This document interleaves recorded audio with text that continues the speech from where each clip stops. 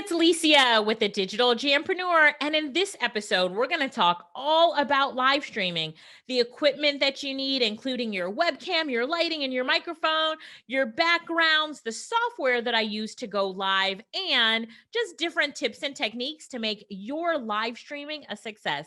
All right, let's go.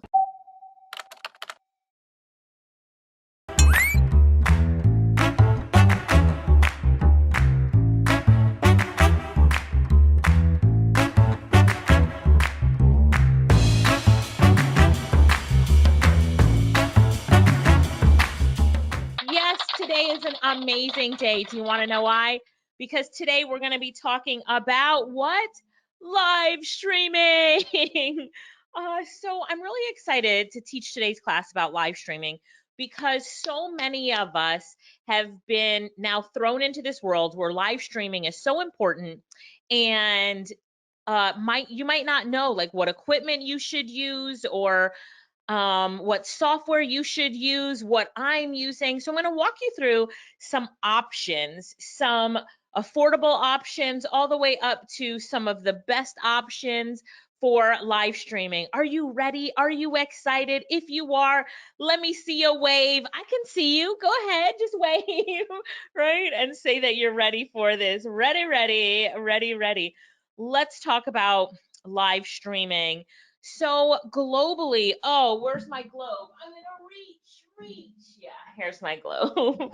So we've been live streaming for years. In fact, I had my first live streaming account back in 2005 with a company called GoToWebinar. But as the pandemic hit globally, so many people were forced into this situation where they really had to understand and learn live streaming. And a lot of us are still learning it really quickly because we now had to work from home using the webcam and our devices as the ways to connect with others throughout the world. Now, I was in Malaysia. I was in Asia in January of 2000. So then I flew from Asia all the way back to the United States to go to an event in Atlanta. And then I flew from Atlanta to North Carolina, like I was flying around all the way through March when things really started to lock down and I really started to understand what COVID was. So I was speaking at all of these events and then it just stopped. All of the international speaking events that I was doing came to a halt. And now all of the summits started pivoting and doing everything on the computer. So instead of speaking on a stage in South Africa, I was now speaking via webcam and microphone to people in South Africa, and people from anywhere in the world could tune in at the same time. So as we've all been thrown into this new world of live streaming, it's so important to know the different equipment that you should have and the different things that you could do to really make live streaming a success for you. Okay, so now let's talk equipment. Do you have any equipment right now for live streaming? Maybe you have good lighting or webcams or a microphone or a background. Do you have anything yet? If you don't, it's okay because we're going to go through that now. But having the right equipment is essential. Like it really is essential. Having great audio makes a big difference as I just move the microphone closer to me. But having great audio really does make a difference, as well as your lighting and your webcams, your microphone, and your background. So we're going to dig right into it. Take some notes, get out a pen and paper to take notes. I also have links throughout this whole presentation, so you'll be able to write down where you can go on Amazon to buy the things that I have purchased. Okay. So we're going to also talk about software from the less advanced to the ones that are more advanced, and we're even going to talk about what I'm using. Then we're going to talk about you. When you're doing a live stream, how should you sit? Where should your eyes be? Where should you look? And how much of your body should be in the frame? We're going to talk about some tips, how to start a live stream, how to end it, and how to keep a live stream engaging. Are you excited? Yes? Say yes. I can hear you. Say yes. I know that you are. All right, so let's talk about, I see all those yeses. Let's talk about equipment. let's start off in our big equipment list with lighting. One of the most important things is lighting. If people can't see you, you won't be able to keep their attention. Now, natural lighting is always preferred, but if it is not possible, there are some options for you. So let's talk about natural lighting. So with natural lighting, you can have light in front of you, so coming onto you, which is usually what I prefer. And I'm going to show you my setup in a minute. Or you can have natural light behind you. So for example, a window behind you. Right now, let me turn around my webcam. You can see my lighting and my whiteboards. Right now, my window is on the opposite side of the room so that I can take advantage of having as much natural light as possible. Now I have to reposition my webcam. Like it was in the perfect place. Now you can see the door frame, but you know, this is a teaching class. Okay, so did you see the natural lighting? So I have the natural light, the window right there, and then I'm behind the window to try to get as much natural light in the room as possible. So what you need to do is figure out what's best in your situation. So you can sit with the window behind you or with it in front of you and see what looks the best on the camera. So the lighting that I'm using right now is called Softbox Lighting. It's 135 watts and it's 65 US dollars on Amazon. So let me show you those lights real quick. I have one on this side pointing at me and one on that side pointing more towards the background and the wall to light it up. So it's pointing against this background, which we'll talk about in just a minute. So I would adjust it based on how I want the lighting, but this is the lighting that I use, and it's called a softbox, and it's by Fomia. One of the things about lighting is that it is tricky with glasses. So the brick is a background, yes. But it is tricky with glasses. So if you look at my glasses, when I'm looking in different places, so the reflection off of the computer screen will also reflect in my glasses. So I want to turn down the brightness on my computer all the way down if possible, which is what I just did. Also, I want to make sure that the lighting, whatever angle I am at, they're not showing in my glasses. So you can see if I move my head up too high, do you see the light? Oh, it's right there. Do you see the light right there? So it can be tricky with glasses. Having said that, I just went to the eye doctor yesterday for contact lenses.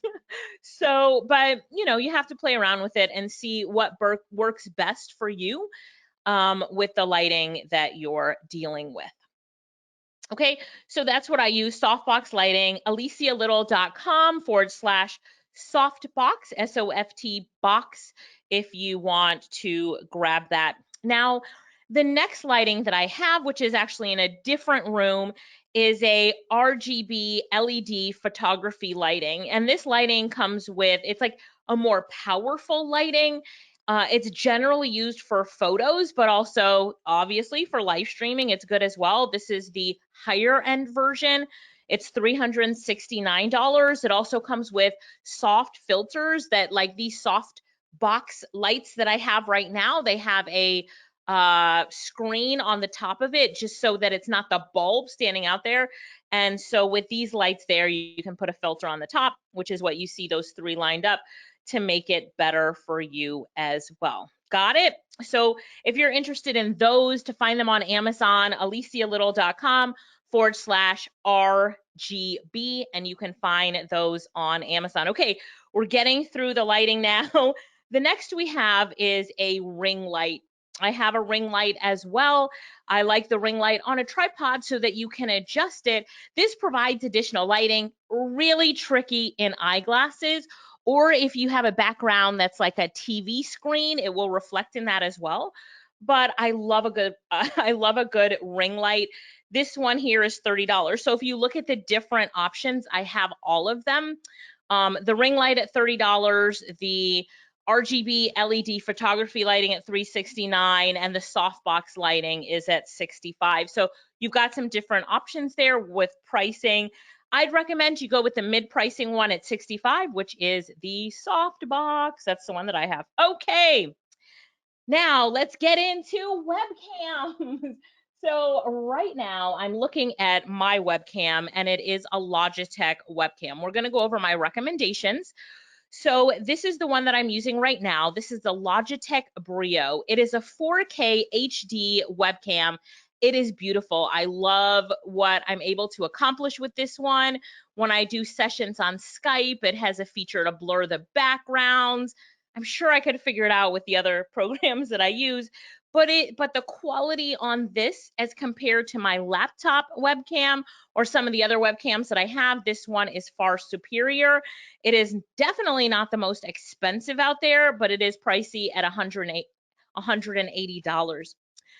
Compared to the webcam on my computer, there's no comparison. So right now I'm using an HP Spectra i7. And although it is an amazing computer, the webcam on it does not compare to a Logitech Brio. My next computer being a MacBook, and the webcam on that still does not compare. So I've got both a PC and a MacBook that I work on, but the webcam, I like to get a webcam, and my webcam, I can't show it to you because I'm talking through the webcam, but it is on a tripod. I'll show that to you in a second. My sister uses the Logitech HP Pro C920. This one is half the price at $79. It's still a fantastic camera, and if you compare hers to mine, you can see some differences in lighting, especially at the nighttime. The Logitech Brio is better with the night light, but this one is a fantastic webcam, the Logitech HD Pro Webcam C920 at $79. That's at alicialyttle.com/920. I hope these links make it a lot easier for you guys to find these on Amazon. There was like the links are so long. So Raina on my team shortened them all up and made pretty links. Thank you, Raina. Love you. You're amazing. So this one, yes, is $79. And if I just go back one slide, this one is $180 on Amazon. I bought mine during the pandemic and they were out of stock for like crazy. I bought mine for double this price during the pandemic, but now price has gone down. It's $180. I do recommend Logitech as a company. I have tried others, had my team members try others, and Logitech is superior. One of the things that I recommend is a webcam arm. Can you see how this would be amazing to use? Right now I have my microphone on a microphone arm, but a webcam arm, this one is just $29. So when the webcam comes out of the box, they want you to put it on the top of your computer. And now you're like looking down at the webcam, or you have to put your laptop up on boxes to look up. Don't do that. Do not do that. Get a tripod or a webcam arm. Here's a great one for you. This webcam arm is $28. You can go to alicialyttle.com/arm, alicialyttle.com/arm, and that will definitely help you. And let me just say it one more time. Do not take the webcam out of the box, pluck it on the top of your computer, and look down like this or like this, so that you're looking in the webcam. I can adjust this webcam, with my seating and how I feel. And with what I'm doing, it's easy to move back and forth. When it's on one of these webcam arms, you can position it. If I had this with me, I could have turned it around the room real easily. So there's a lot of options. This is the one I like. It's only $28, alicialyttle.com/arm. Glad you guys got that. The next one, I'm using this one right now. It's a tripod. So you can put your webcam on a tripod. This is actually the one that I use here, which can be found at alicialyttle.com/tripod. Why do I like this tripod? Well, they show that you can use it with the phone, which I have this tripod again. I was wondering if I have it around here. It's over there across the room. But I have it for my phone as well. And I have one for my webcam, two separate ones. I didn't put the price on here, but I think it's like $18, $19, something like that. But now I can move my webcam up and down. I can adjust it So it, this one has a 360 rotation ball, so I can adjust the webcam. Hang on, let me just show you. I can adjust the webcam, like I can move it up higher and then adjust it to look down on me if I want that look. So now when I'm looking up, I don't like the door in the frame, so I got to bring it closer. Now when I'm looking up, I'm like, hey, everybody, it's Alicia. So it's just a different look. So if you looked at the webcam right now, it's tilted down towards me. So it's completely up to you how you want the webcam to look. Do you like it tilted down towards me like that? I could go even higher. I'm on a tripod. Let's have some fun here. I'm on a tripod. Now let's tilt it down even more. So now I have this look, getting the door out of the frame, coming over more, coming closer. And I'm like, hi, everybody, it's Alicia. How are you doing? And I'm really looking up into the camera. So the look is totally dependent on what you want. Usually I put it lower and horizontal to me, something like that, as I'm looking at it. So we'll go over positioning, how you position yourself in the camera and stuff in a minute. So got it? Everybody saw? Yes, you saw that? Yes, yes, yes. Okay, great. So tripod or webcam arm. All right. And remember, a webcam can only do so much. If you don't have good lighting, the Logitech Brio is going to be great in low light, but if you have bad lighting, come on, it's not going to do good overall. So remember to always check the lighting. The Brio operates in low lighting, but do your best to get your lighting on point. If people cannot see you, they are going to leave your live stream, okay? All of these tips are really great too for when you're making a YouTube video. So you're doing a YouTube video, you still have to make sure your audio quality is on point, your lighting is on point. This Shure mic, I'm going to show it to you in a minute, but I have to make sure that it's pointing towards me because it's this type of directional mic. When I have another mic that sits like this, and I have to make sure that the forward-facing part that's flat is pointed towards me. So you also have to understand your equipment. So I hope that you're liking this class so far. We're going to keep going. Let's talk about your microphone. So audio quality is so important. I just want you to shout it out and tell me, do you agree that when someone has poor audio, it's very hard to focus on them? You want to change the channel, change the YouTube video, get off that live stream. If their audio isn't good, if you can't hear them, bye-bye, you're gone. Anyone agree with me on that one? So do you notice how you listen more intently when you can hear someone clearly, when their sound is great?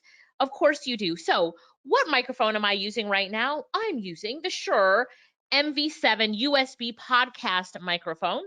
My friend Deb Cole, Coach Deb, got me this microphone. I thank her so much for it. This microphone, though, had I bought it, would be $249. I actually did buy one for another studio that I have. And so you can buy this at alicialyttle.com/Shure, SHURE. And it is a great microphone. It comes just how you see it.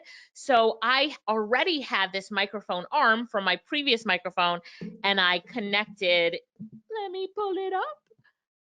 It connects right here. And this microphone arm is connected to my table. So it connects. It's on my table. I'll show you that arm in just a minute, the exact one that I'm using. All right, let's keep going.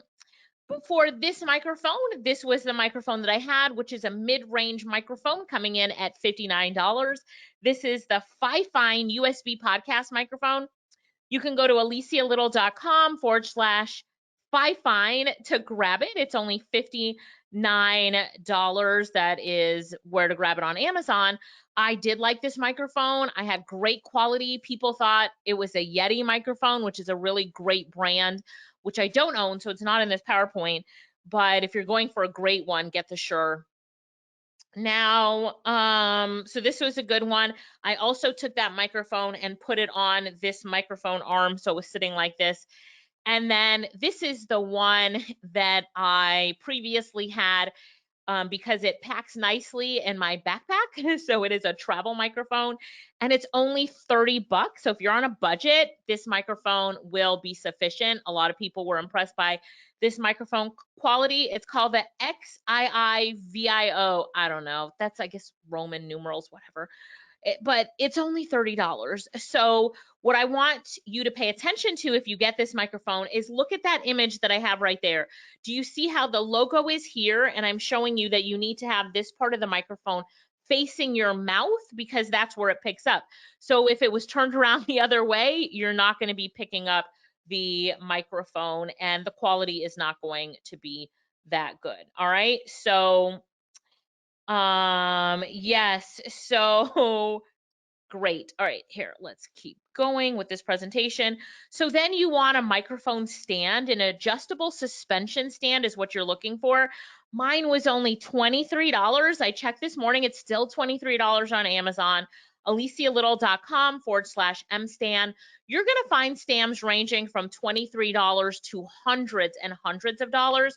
I just wanted to keep it simple. This stand does its job. It has different levels of tightening for my adjustment and how I want the stand to move, but I'm overall extremely happy with it. And at $23, you can't say that that's not a good deal. One of the things I like about this stand, I disconnected it from mine right now, but it also has a stand for your phone. So if you were to talk into the microphone, I'd be facing this way, looking at the microphone. Let me turn my cam. You're going to see my other wall. This is my other wall, which we'll go over in a minute. But it has a filter, a pop filter, which you could put in front of it, but the Shure mic already has a great filter and it's a condensing microphone, so I put that back there. But it has a piece right here that connects for your iPhone. So if your iPhone has a what do you call that, teleprompter on it, you could be reading the teleprompter and talking into the mic, which is great for podcasters.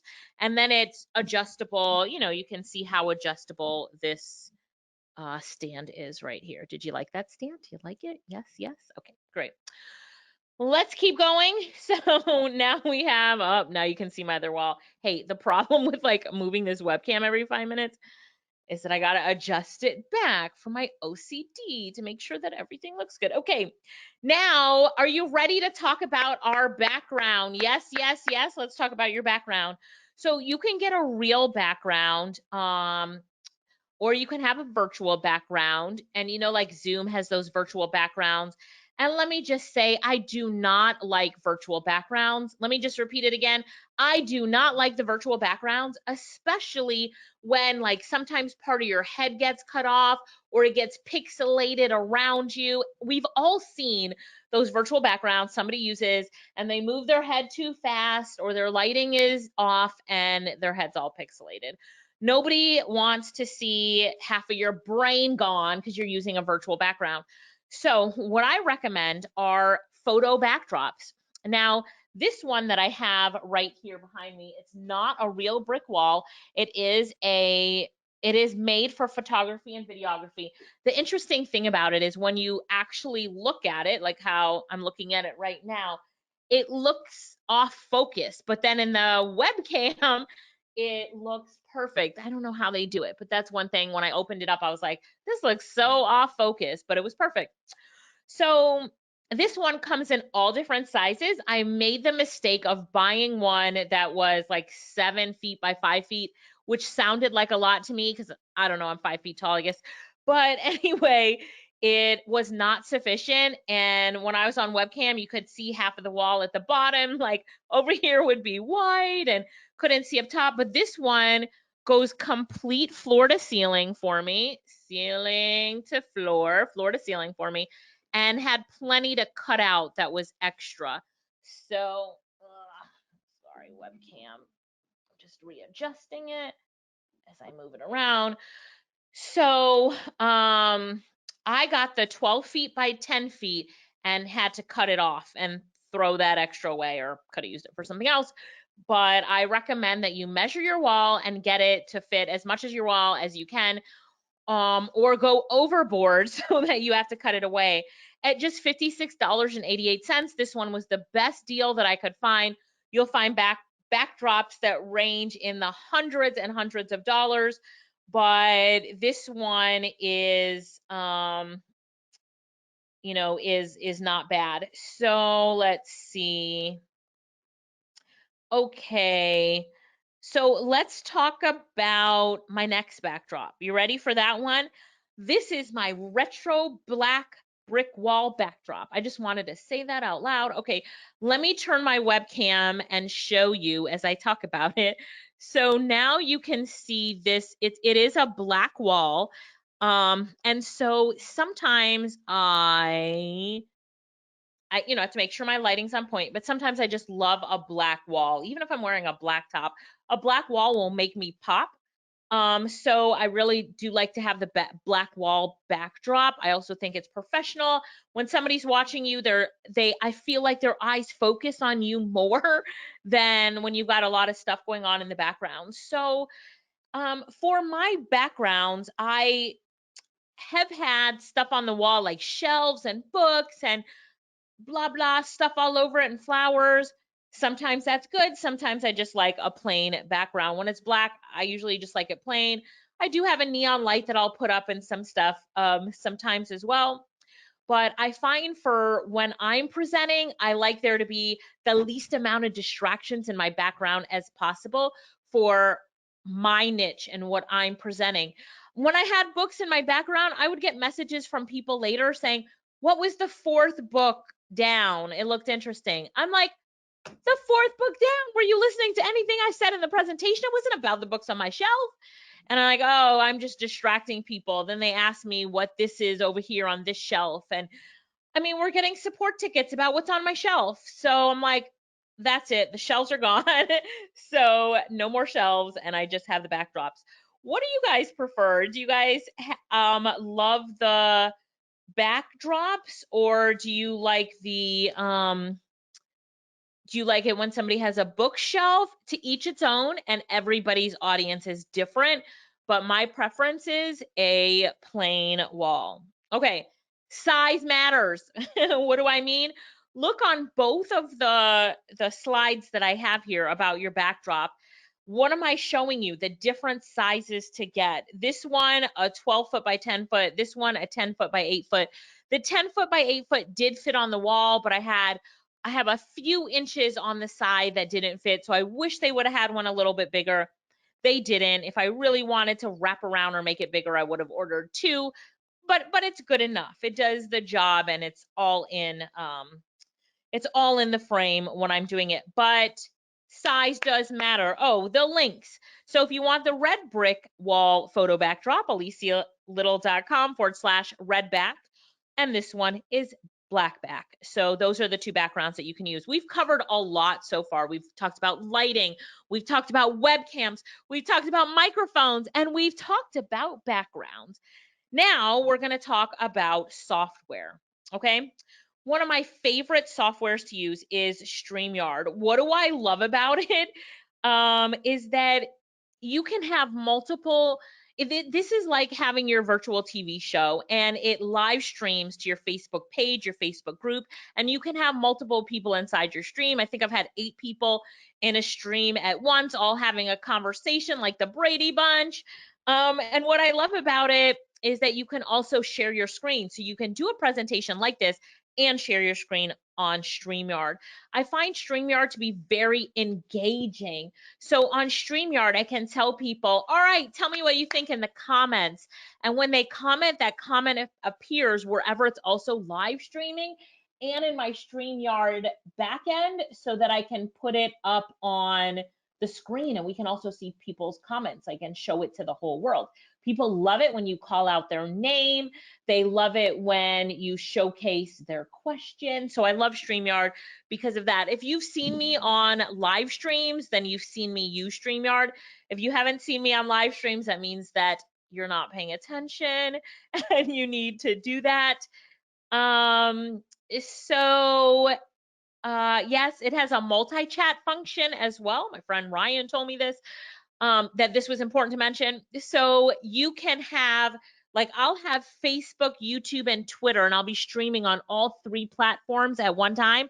And it will bring in the comments from all 3 platforms, and I will see them in my back office, and I can push them to the screen or address them. So thank you, Ryan, for reminding me of that. It has this multi-chat function that is beautiful with StreamYard. Let's see. Let's see. I love StreamYard. Okay. So the next thing I love about StreamYard is that you can have some like backgrounds to the frame. So while you're in there, it can have a background around you so that you can get some logo and branding. And it also has like overlays and different things that you can do, which is great. You can also play commercials. So while you're on StreamYard, if I had a commercial for one of my courses, I could play the commercial in between um, interviews, or I would say something like, all right, everybody, right now we're going to take a commercial break. And I would push it to commercial, and I would come back after the commercial break and say, all right, we're back. So now I can be advertising my stuff in between a live stream. It is also amazing. It's also amazing. My friend Patty, one of the things that Patty loves about StreamYard is that it also has some amazing backdrops. So you can have like a grand piano in your background, and it looks more real than a lot of the Zoom backgrounds and that sort of stuff. So StreamYard is a platform that sits alone by itself. So you don't use it with Zoom or GoToWebinar or any other software. You just use StreamYard. It has to be used on Google Chrome. So you log into Google Chrome, you log into StreamYard, and then you connect your destinations, the different places that you want to stream on, and then you press go and you stream on those places. And then as you're streaming on those places, it has that multi-chat functionality and all this other stuff in it. I've used it for a while, and I will tell you that it continues to improve. The first time it had the video feature, it was like only 2-minute long video. I was like, what? Now it's 10 minutes long. I prefer it was like 30 minutes long, but okay, I'll live with 10 minutes. So it does broadcast to Twitter using Periscope.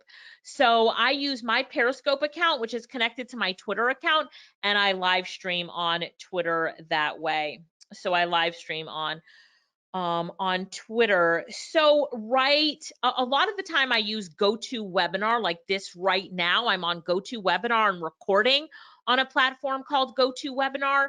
But I do also use Zoom, but when I'm live streaming, I'm always using StreamYard. So lots of different platforms that I use. It just depends on the presentation that I'm giving or the recording that I want to make, and that determines what platform that I will use. So yes, and for those of you who are like Periscope, it's still around, and it is the way to connect StreamYard with Twitter so you can live stream on Twitter. Okay, so oops, let me go back. OneStream.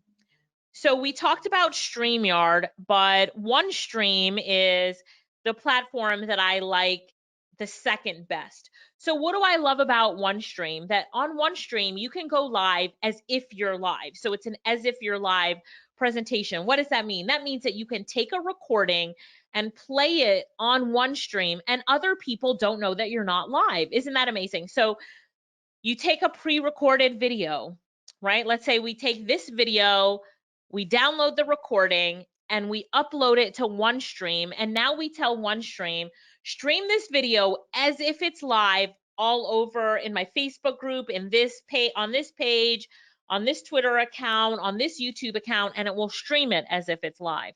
So right now I have 50 pages loaded up into OneStream. And so I would never do all 50, but I have done like 20 pages, uploaded a video, streamed it live all at the same time across 20 pages. I love that it has multiple platforms. I use Facebook, YouTube, and Twitter. And the fact that it can schedule, I could upload a video now to schedule for next month as if it's live. So think about the different things that you can do for your business and your brand if you could schedule more, right? Schedule more. Now, why would we want to schedule a video as a live stream? So why would we want to schedule a video as a live stream instead of putting it in like a scheduling software, why do we want to schedule it as if it's live? Because all of the platforms love live video. They love live video. So your video gets higher rankings, it gets seen by more eyes. Just remember that people might be commenting and you're not seeing the comments unless you're also there on the page looking at the comments. So have somebody else looking at the comments while you're live streaming and engaging with people, and that solves that problem. AliciaLyttle.com/OneStream or /StreamYard if you want to check both of those out. I love them. Zoom is also a great platform to use. They've improved tremendously as their business has boomed since this pandemic. Zoom is a great tool to use. What can you do with Zoom? So much. You can host meetings and conferences, but we're talking about live streaming. One of the interesting things is that Zoom as a platform is considered a live streaming platform.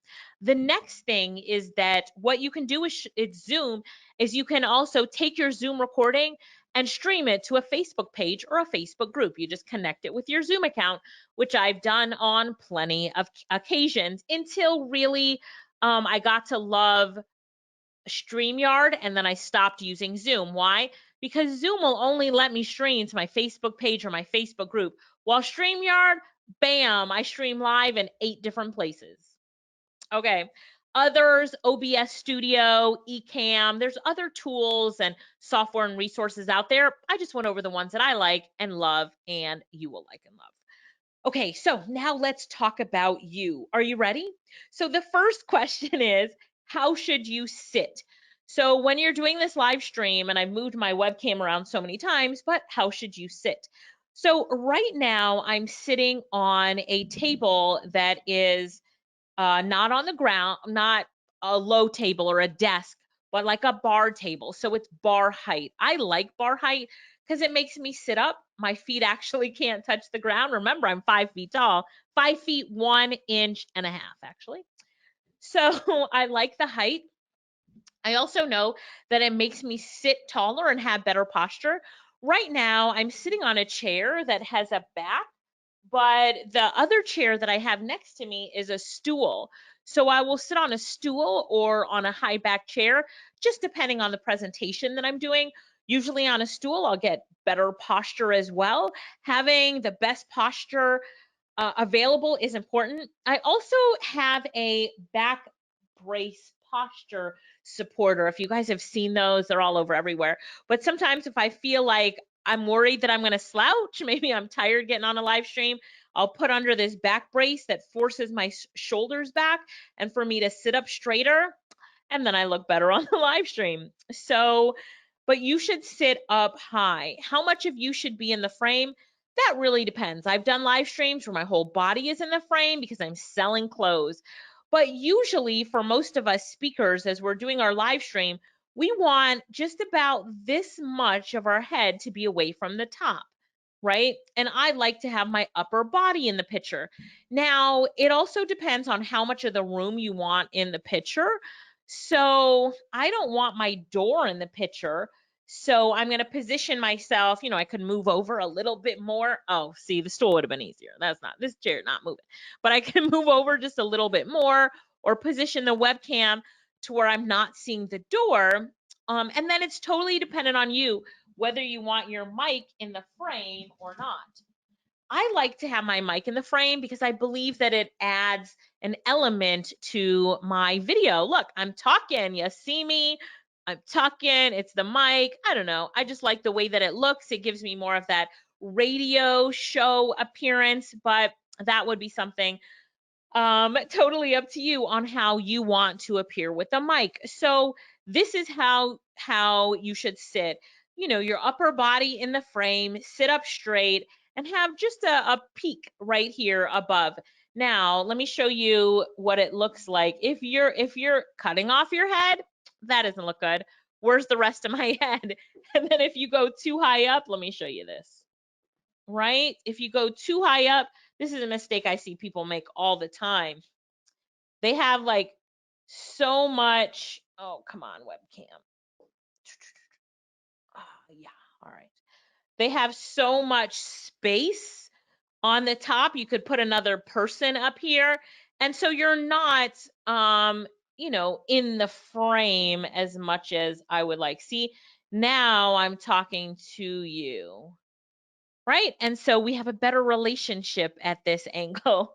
The next question is, where do you look? So I have slides going on right now on my computer, which is below this webcam. Let's see if I can show you. So you see there's my computer. So my computer is below my webcam. Now, I do not want to be looking at my computer. All right, let me present to you like this. Hi, everybody, it's Alicia. Okay, today we're going to be talking about live streaming. We're going to go over, or like this. Hi, everybody, it's Alicia. Let me do that again. Hi, everybody, it's Alicia. Today we're going to be talking about live streaming. We're going to talk about how you should sit, how much of you should be in the frame, and where you should look when doing a presentation. Do you see the difference in eye contact? What a difference eye contact makes. So if you're new to live streaming, one tip that I tell my students is put a Post-it pad on your computer screen that reminds you to look up at the webcam. Do not look at the computer. You can also move your computer up if you want, like put it on a box so that it's higher up, so that it's closer to your webcam. So sit up straight. Just have a smidgen between you and the top of the screen, and then have as much of your upper body in the frame as you can, and look directly in the webcam. I hope that this has been helpful to you. Let me just give you some tips on how to start a live stream. The worst type of live stream is started like this. Are we live? Can you hear me? Are we live? Does anybody know if we're live? Are we live? Can you see me? Can you hear me? Is this thing working? Is anybody there? Is anybody there? Hello? Can you see me? Can you hear me? Oh my gosh. This is how you should start off a live stream. Hi, everybody. It's Alicia. Are you ready? Today, we're going to talk about live streaming. Woo! Yes, yes, yes. Glad to see everybody here today. Live streaming is our topic. Are you ready? If you're ready, I don't care where you're watching this live stream, on Facebook, on Twitter, on YouTube, just type ready in the comments, because live streaming, that's the topic of the day, and this is something you need to hear. So, do you see the difference? Sorry. Woo! Do you see the difference? So, you know, it's important to start it off with energy, because when people go back to watch the replay, they see that beginning. And if your beginning is you fidgeting all over the place, trying to see, hello, anybody there on the webcam, they're like, what is this? But if you start off, I like to start off with hands waving and motion, because as people are scrolling in their newsfeed and watching the replay, they're going to see the movement, right? So have some fun. How do you end a live stream? You say thank you to everybody for coming. Thank you guys so much for joining us. I had a really great time with you here today. If you had a great time, go ahead and type into the comments and tell me, give me some takeaways. What did you learn today? Or tell me how you enjoyed today's session. Go ahead, type it in the comments. It would mean the world to me. So you end it by saying thank you and asking for feedback. Okay, and then how do you keep a live stream engaging? You ask if anybody has questions. Do you have any questions? Type them in the comments. You guys have any questions? Let me know, right? Or asking them to do something. If you agree, type agree in the comments, whatever platform you are watching this on right now, type agree in the comments, or show me some love. Give this video a like or some love. Let's go, right? So you also ask them to write it down. If you're teaching something. Okay, so in today's class, we're going to be teaching 3 things that you need to know to be better at live streaming. Get out your pen and your paper, because you're going to be taking notes. Go get it now.